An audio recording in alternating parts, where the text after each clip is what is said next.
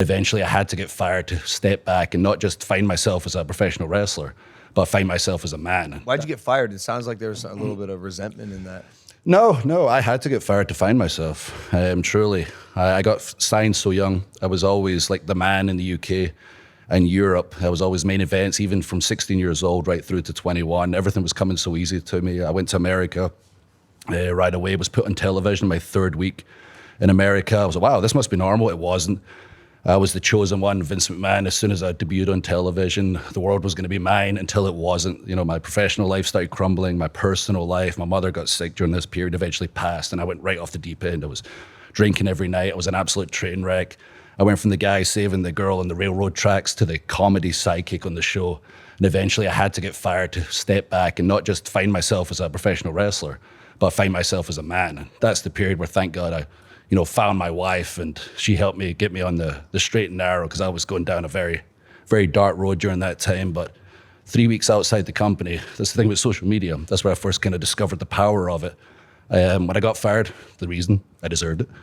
But when I got fired, I was like, okay, here's my chance. I'm either going to have to leave wrestling, get a regular job. There wasn't any alternatives at the time. WWE was the one company at the time. Like, I'm going to remake myself. I'm going to use this thing on social media. 2014, it was really kicking off. I'm going to take the fans around the world. I'm going to rebuild, Drew McIntyre, which I did.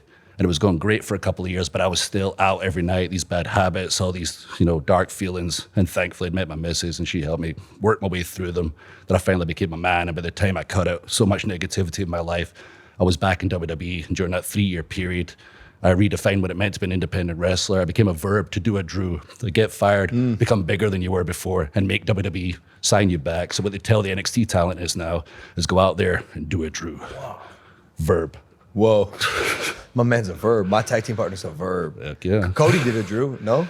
Yeah, I mean, Cody watched what I was doing outside the company and thought, man, I'm in Stardust, same thing. Got the opportunities like me. We were kind of touted for the future and saw, I want to do what Drew's doing. And he went outside and he did his own version of it, which resulted obviously in another company. So it's a different version, but I set the groundwork for that. And I'm sure when Cody and I get the chance to tell our story on TV, we've known each other since we were 21, 22 years old. We're former tag team champions. We were 23, 24 at the time. Yeah. We've had these parallel careers. Yep. And obviously different destinations. So that'll be a fun one down the line. But yes, he followed the McIntyre plan. He did a Drew and turned it into doing a Cody. Whoa. Hey guys, if you like that clip, hit the subscribe button. And if you want to see more zany clips, click the video right here.